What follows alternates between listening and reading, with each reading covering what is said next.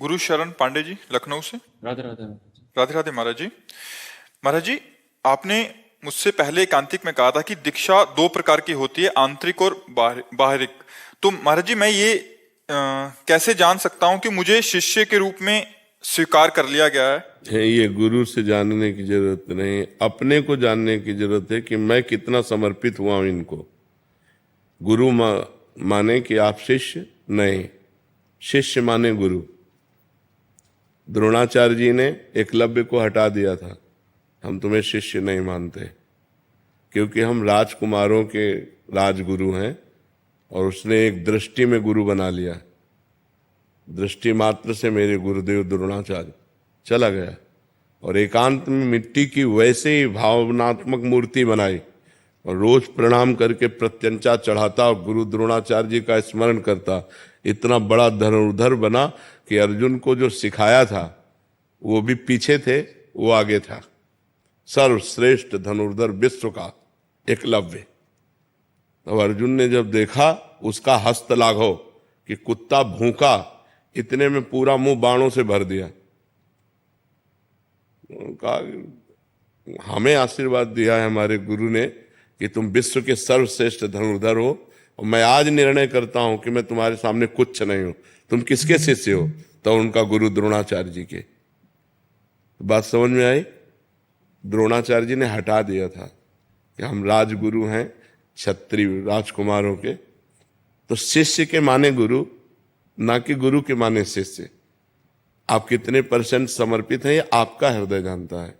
हम बिल्कुल आपको तिरस्कार करेंगे और आप मानते हैं कि आप मेरे परब्रह्म परमात्मा हैं, आपका कल्याण हो जाएगा।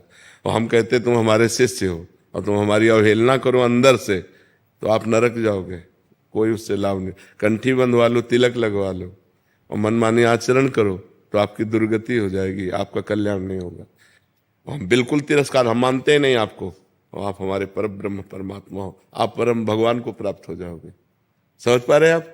जो शास्त्रीय बात है वो ये बात है। महाराज जी, मैंने पिछले कांतिक में मैंने आपसे पूछा था कि मैं सख्य भाव में भगवान को प्रेम करता हूँ। तो फिर आपने पुष्टि मार्ग के बारे में बताया था, लेकिन मैंने कहा था कि मैं आप ही को सब कुछ मानता हूँ, आप ही से सब कुछ लेना देना है। फिर तब आपने कहा था कि आप हमको आंतरिक से गुरु मानो, फिर आगे बढ़ो।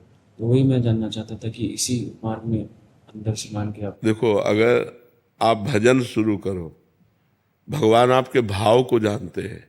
आप अगर उनसे सखा भाव रखोगे, मित्र भाव रखोगे, पुत्र भाव रखोगे, जो भाव रखोगे वो आपको अनुभव करा देंगे। नाम जप करो, पहले दाम इकट्ठा करो, फिर जो चाहो खरीद लो। नाम वो धन है जिससे भगवान को अधीन किया जा सकता है। सुमिर पवन सुत पावन नामू, अपने बस करी राखे रामू। अब जो चाहोगे वैसे ही भगवान आपको दर्शन देंगे। जाकी रही भावना जैसी, प्रभु मूर्ति देखी तिन तैसी। यदि आप भगवान को बाल रूप देखना चाहोगे तो बाल रूप, मित्र रूप, पिता रूप, स्वामी रूप, जो चाहो जैसे चाहो, वो तो करुणा निधान है, वो सब विधान बना देंगे। जो भाव देना है, जो मंत्र देना, वो सब विधान। बस आप नाम जप करना शुरू करो, नाम जप अधिक से अधिक बढ़ाओ, वो सब आगे से कर देंगे। हाँ, जप बिल्कुल।